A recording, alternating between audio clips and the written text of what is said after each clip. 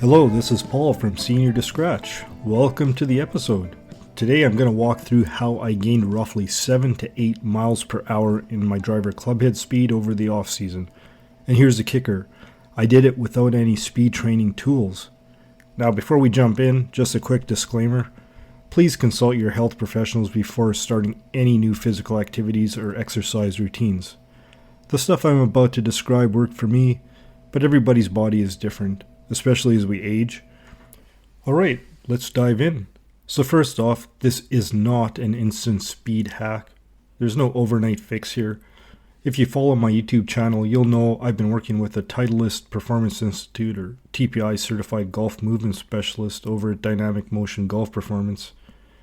That's where this journey began, getting a movement screen to figure out my limitations, and then creating a plan to improve upon them. For me, and I'd wager this applies to many of us in our 50s and older, hip mobility was the biggest area for improvement. Without solid internal and external rotation in the hips, it's incredibly difficult to generate rotational power. If your hips aren't moving, your swing is probably stalling out even before it starts. In a perfect world, I'd be doing these mobility stretches daily, but hey, life happens. I aim for every other day, consistency over perfection. And that's really made a difference. Now let's talk about what I do when I hit the gym. I use the JG Golf app by Jamie Greaves to guide my workouts. It's been a game changer. I even have a YouTube video walking through the app and one of the programs that I follow, so check that out if you get a chance. The workouts are pretty structured. Day 1 might be upper body, day 2 lower, day 3 might be a mix of strength and mobility. As someone who's really never loved the gym, I have a focused plan that keeps me accountable. I aim to go to the gym 3 to 4 times per week, and to be honest, I always feel better afterwards, both physically and mentally. Another piece I recently discovered is Kin Stretch, K-I-N stretch. If you haven't heard of it, I highly recommend looking it up. It's a joint-focused strength and mobility system designed to improve control, flexibility, and overall joint health. There are free sessions on YouTube, and I took an intro class in person to get started. As we get older, it's no secret, joints ache, mobility declines. I think Kin Stretch will give me a way to proactively address those problem areas so I can keep swinging freely. Now, once I had the physical side in place, mobility, strength, and stability, I turned to the swing itself, the Tour Tempo app. Now, I'll admit, at first I thought, really, I'm paying this much for a golf metronome? But it's a one-time purchase, and I figured it was worth a shot. And I'm glad I did. The concept is simple but powerful. Nearly every pro, especially those who've won majors recently, has a swing that takes less than a second from start to impact. And they all have one thing in common, a 3-to-1 tempo ratio.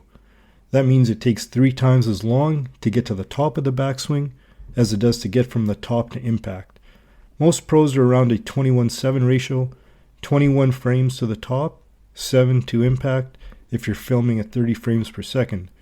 When I reviewed my swing, I was closer to 24-11. Too slow. Actually, way too slow. I've always believed in a slow, deliberate backswing with a smooth transition. Turns out that was holding me back. With the app, I ingrained a faster, more athletic tempo into my swing. Now I'm more like a 21-8 or 22-8, and that small shift has made a huge difference. It makes sense, right? Speed equals distance over time. The shorter the time, the greater the speed, if everything else stays constant. Plus, swinging faster leaves less time to overthink positions.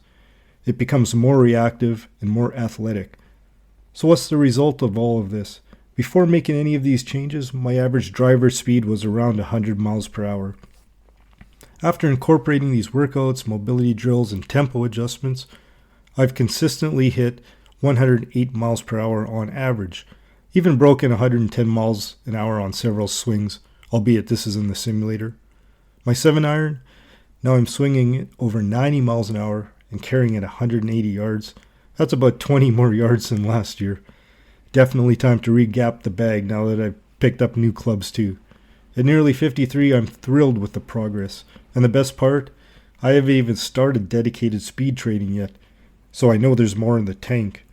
When I do decide to use something like super speed or the stack, I'm already working from a stronger, faster base. So that's my off-season journey.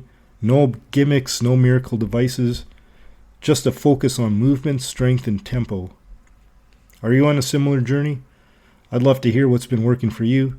Shoot me a message or drop a comment if you found a great way to gain speed without breaking yourself in the process. Thankfully, the weather has finally started to warm up here in Calgary, so I'm hoping the driving range will open soon, and shortly thereafter we'll be able to chase that little ball for miles around the golf course. We will see you next time on Senior to Scratch. Thank you for listening.